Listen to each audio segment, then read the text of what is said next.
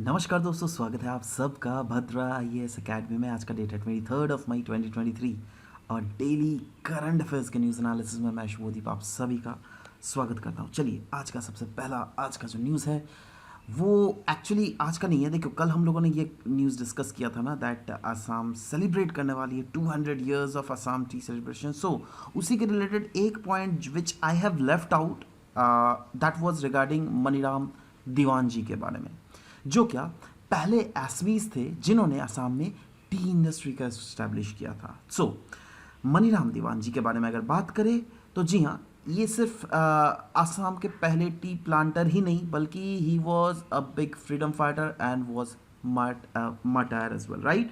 सो in fact इनको hang किया गया था February 26 1858 में। कहाँ पर पता है?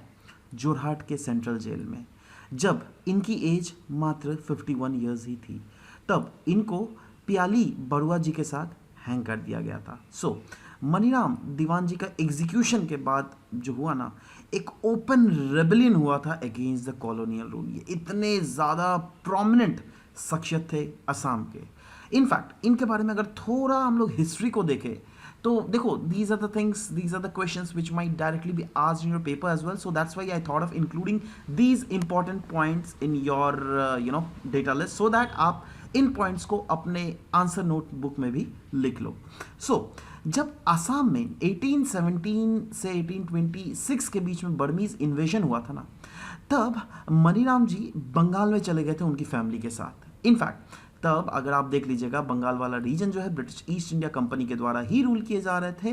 बट बाद में लेटर फेज, दैट इज 1824 से 26 के बीच में, मनीराम जी ने अपने फैमिली के साथ फिर से, जब अर्ली डेज थे एंग्लो बर्मीज वॉर के, राइट, तो उस समय फिर रिटर्न भी हो गए थे। But that time it was under the protection of British, right. So in fact अगर इनके पास हिस्ट्री भी देख लीजिए तो he was very much loyal to the Britishers, right. So earlier what happened was that British East India Company का जो role था अगेंस्ट द बर्मीज इन्वेजन, उसने मनीराम जी को बहुत ज़्यादा इंस्पायर किया था। इसीलिए तो मैंने बोला ना that British East India company के साथ ये इतना लॉयल क्यों हो गए थे। इनफैक्ट 1828 में जब ये 22 साल के थे, तब इनको अपॉइंट किया गया था एज अ तहसीलदार और शरिस्तेदार। कहाँ का? शिव सागर। तब शिव सागर का नाम था रंगपुर, ठीक है, जो क्या ऑफ कोर्स अवध किंगडम का एक प्रोमिनेंट कैपिटल भी था, राइट।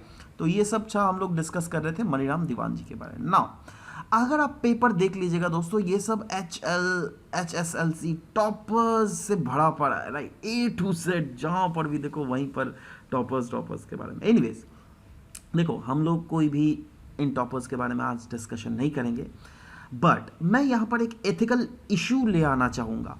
और वो एथिकल इशू क्या है? That ethical issue is related to joy. जी हाँ, that ethical issue is related to happiness, right ना। ये मैं क्या बोल रहा हूँ शायद आप समझ नहीं पा रहे हो ना, चलो बताता हूँ।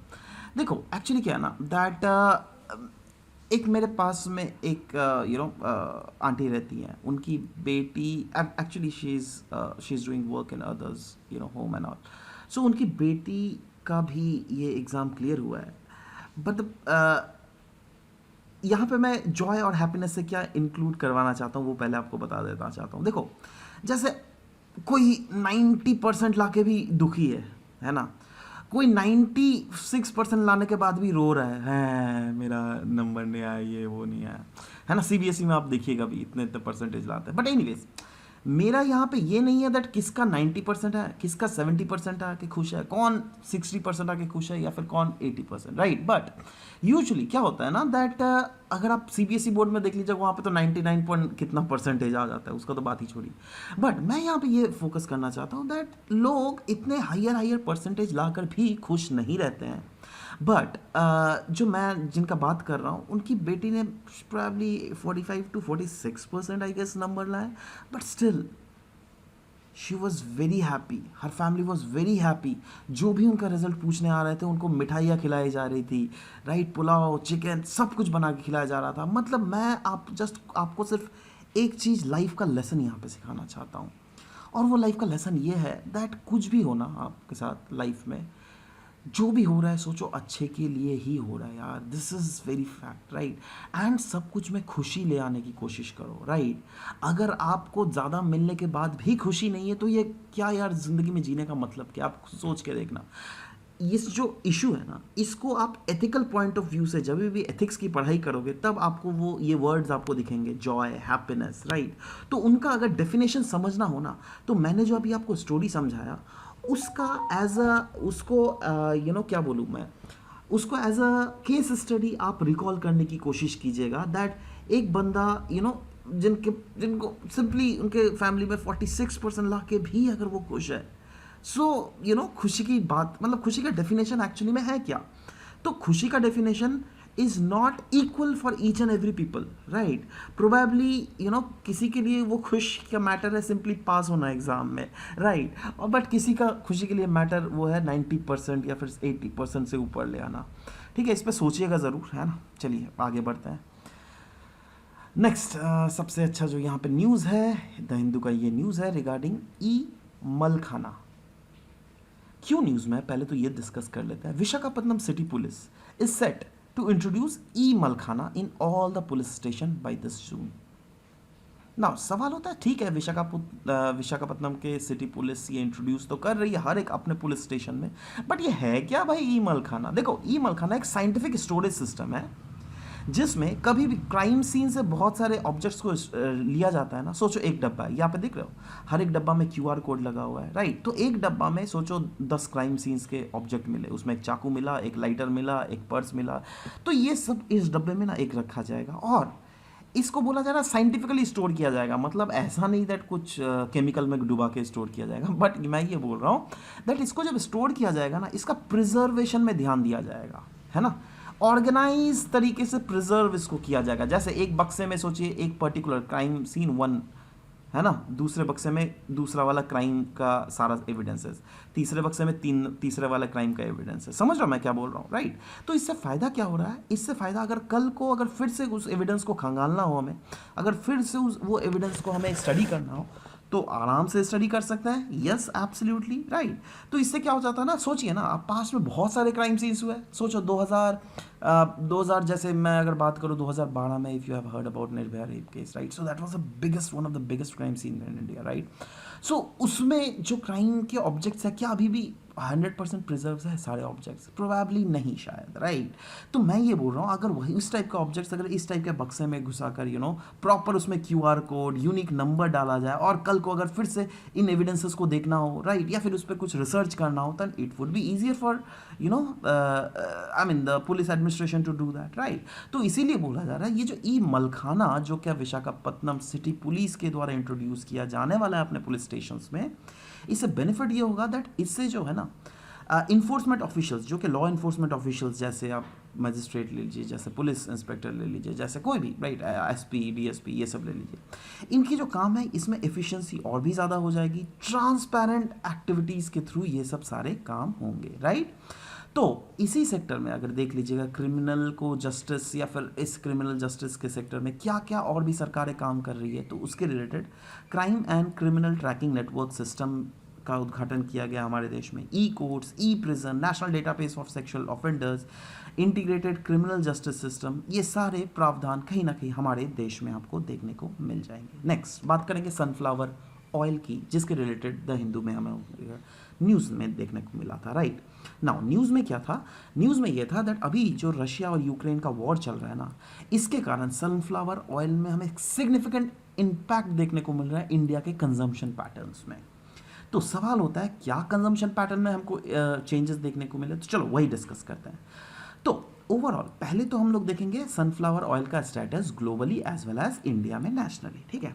ग्लोबली अगर बात करें तो दुनिया में सनफ्लावर में सबका सबसे ज़्यादा प्रोडक्शन पता है कहाँ पर होता है? यूक्रेन और रशिया में, जी हाँ, जिसमें Ukraine is the highest producer of sunflower oil, और रशिया और यूक्रेन दोनों मिलाकर दुनिया की 60%, जी हाँ, दुनिया की 60% दुनिया की सनफ्लावर ऑयल का प्रोडक्शन करती है। और भी डिफरेंट अदर जो टॉप प्रोड्यूसर्स हैं ना सनफ्लावर ऑयल के ग्लोबली, उसमें यूक्रेन, रशिया तो आता ही है, बट साथ ही साथ अर्जेंटीना, रोमानिया, बुल्गारिया जैसे कंट्रीज़ भी हमको देखने को मिलता है, ठीक है। इंडिया की स्टेटस अगर बात करें तो देखो सनफ्लावर अनडाउटेडली इंडिया में fourth most consumed edible oil है। किन किन के बाद? मस्टर्ड, सोयाबीन और पाम ऑयल से। नाउ जब हम लोग ये सब डिस्कस कर ही रहे हैं तो एक चीज़ मैं छोटा सा आपको डिस्कस करना चाहता हूँ। मैं चाहता हूँ अपने कॉपी में लिख लो। पाम ऑयल की प्रोडक्शन पता है मैक्सिमम दुनिया में कहाँ होती है? इंडोनेशिया, मलेशिया वाले रीजन में। सोयाबीन ऑयल की कहाँ पे ये प्रोडक्शन बताओ तो किधर से ज़्यादा होती है? ब्राज़ील वाले रीजन से। ठीक है, वैसे ही अभी जो हम लोगों ने देखा सनफ्लावर ऑयल वो यूक्रेन और रशिया में, जिसमें Ukraine is the largest producer, और यूक्रेन और रशिया को अगर मिला दिया जाए तो those both countries are accounting for more than 60% of the world sunflower oil का प्रोडक्शन। ठीक है, याद है? चल आगे बढ़ते हैं। डोमेस्टिक प्रोडक्शन अगर देख लीजिएगा सनफ्लावर ऑयल का, undoubtedly it has significantly declined over the past decade. जी हाँ, अनलाइक सोयाबीन ऑयल जिसमें कल्टिवेटेड एरिया उल्टा एक्सपैंड हुआ है, बट अगर डोमेस्टिक प्रोडक्शन सनफ्लावर ऑयल का देख लीजिएगा हमारे देश में, वो लेकिन डिक्लाइन हुआ है। इनफैक्ट इंडिया इंपोर्ट करती है substantial amount of sunflower oil. क्यों? क्योंकि हमारा प्रोडक्शन ही कम है। तो सवाल होता है मेजर प्रोड्यूसर है कौन अगर हमारे देश में सनफ्लावर ऑयल का है तो? देखो मेजर प्रोड्यूसर में आता है कर्नाटक, जो कि ऑफकोर्स हाईएस्ट प्रोड्यूसर है। उसके बाद आता है तेलंगाना, महाराष्ट्र, और मेजर कंज्यूमर में भी कर्नाटक, तेलंगाना एंड महाराष्ट्र ही आता है। ठीक है, याद रहेगा। चलो आगे बढ़ते हैं। नेक्स्ट बात करेंगे द हिंदू में। ये न्यूज़ था रिगार्डिंग आर्सेनिक कॉन्टामिनेशन। एक्चुअली देखो अभी एक रिसेंटली पीयर रिव्यूड स्टडी किया गया था जिसमें पाया गया था दैट अगर कोई भी जगह के ग्राउंड वाटर में अगर कम भी लेवल हो ना आर्सेनिक का और उसको कंजम्पशन किया जा सके, राइट, तो इससे बच्चों का, एडोलेसेंट का और यंग एडल्ट्स में कॉग्निटिव फंक्शंस जो है प्रॉपरली नहीं करती है। तो सवाल होता है आर्सेनिक, पहले तो आर्सेनिक के बारे में डिस्कस कर लें। ये एक ऑर्डरलेस और टेस्टलेस मेटलॉइड है जो क्या फाउंड कहाँ पे मिलता है? नेचुरली अर्थ के क्रस्ट में और ग्राउंड वाटर में। इनफैक्ट कहा जाता है दैट ये जो मेटलॉइड है ना, ये काइंड ऑफ हेवी मेटल ही है जिसका अगर एक्यूमुलेशन हो जाए बॉडी में आपका हाई लेवल में, इससे आपका हेल्थ में एडवर्सली नेगेटिवली इम्पैक्ट भी पड़ सकता है, जिससे multi system organ failure and death भी हो सकता है। तो सवाल होता है हमारे देश में आर्सेनिक हॉटस्पॉट्स कौन कौन से रीजन है? उसमें आता है असम, वेस्ट बंगाल, बिहार, उत्तर प्रदेश और भी डिफरेंट अदर रीजन्स है जैसे कर्नाटक, आंध्रा, छत्तीसगढ़, पंजाब, हरियाणा, मणिपुर, झारखंड। ये सब रीजन में भी आर्सेनिक है but in a lower amount. तो सवाल होता है सबसे ज़्यादा स्टेट, मतलब किस स्टेट को इम्पैक्ट किया हुआ है इस आर्सेनिक पॉपुलेशन के द्वारा? वो है आपका और हमारा असम। जी हाँ, असम को सबसे ज़्यादा अगर देख लीजिएगा परसेंटेज ऑफ स्टेट पॉपुलेशन जो कि इम्पैक्ट हुआ है वो असम में हुआ है, उसके बाद बिहार में, उसके बाद वेस्ट बंगाल में, उसके बाद उत्तर प्रदेश में। क्लियर है? तो देखो ये सब फैक्ट्स है। देखो आप अगर न्यूज़ पढ़ोगे ना मैक्सिमम यही चीज़ आपको देखने को मिलेगा। ये सब जो है ना, ये वैल्यू एडिशन मैं आपको दे रहा हूँ जिससे कि आप सिंपली उस स्टोरी को पढ़ो नहीं, उस स्टोरी का बैकग्राउंड भी थोड़ा समझने की कोशिश करो। क्योंकि देखो क्या होता है ना, आप लोग सिर्फ प्रीलिम्स तो नहीं दे रहे हो ना, आपको मेंस भी देना पड़ेगा। ठीक है, तो जब मेंस दोगे तो आपको ये सब एनालिसिस चाहिए, और ये सब एनालिसिस ऐसे नहीं बनता। उसके लिए मेंस के आंसर्स लिखने पड़ेंगे, और मेंस के आंसर्स के लिए आपके पास पॉइंट्स तो चाहिए ना, आपके पास बैकग्राउंड स्टोरी तो चाहिए ना। वही तो स्टोरी मैं समझा रहा हूँ मेरे भाई, समझ रहे हो?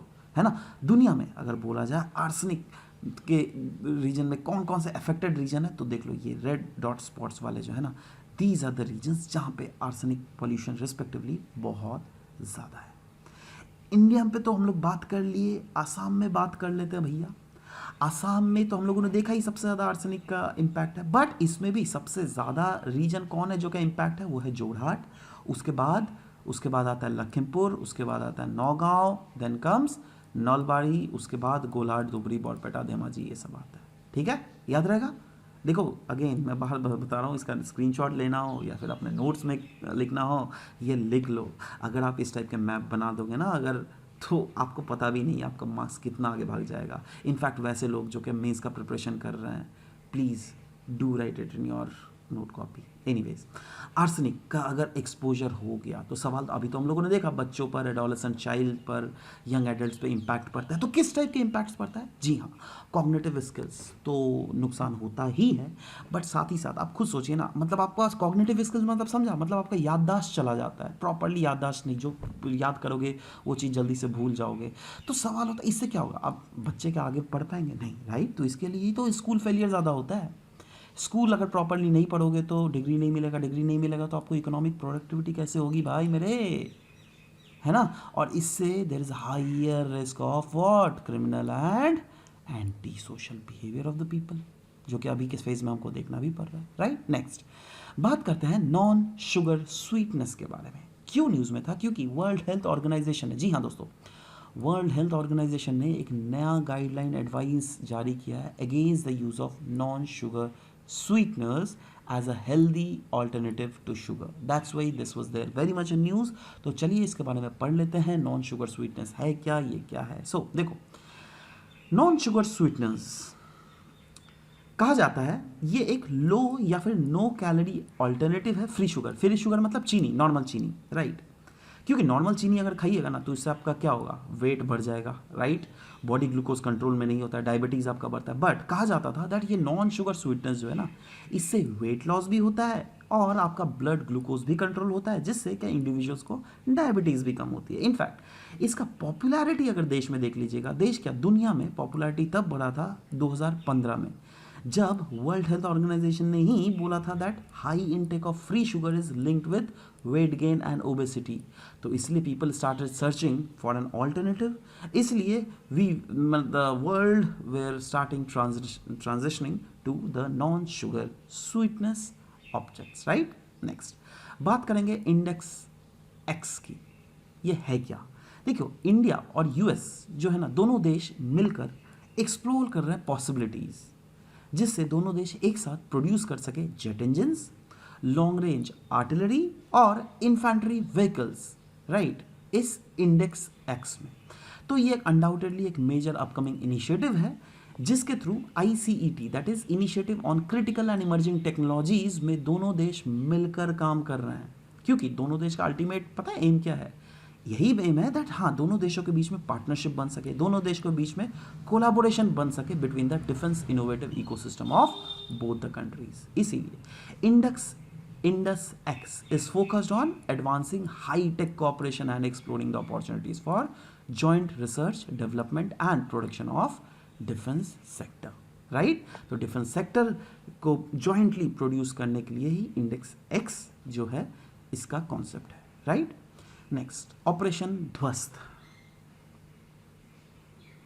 नेशनल इन्वेस्टिगेशन एजेंसी का ऑपरेशन ध्वस्त जो है, ये एक नेशन वाइड ऑपरेशन था, जिसका टारगेट यही था दैट जितने भी देश में टेररिस्ट, गैंगस्टर्स या फिर ड्रग स्मगलर्स हैं उनको अरेस्ट करना।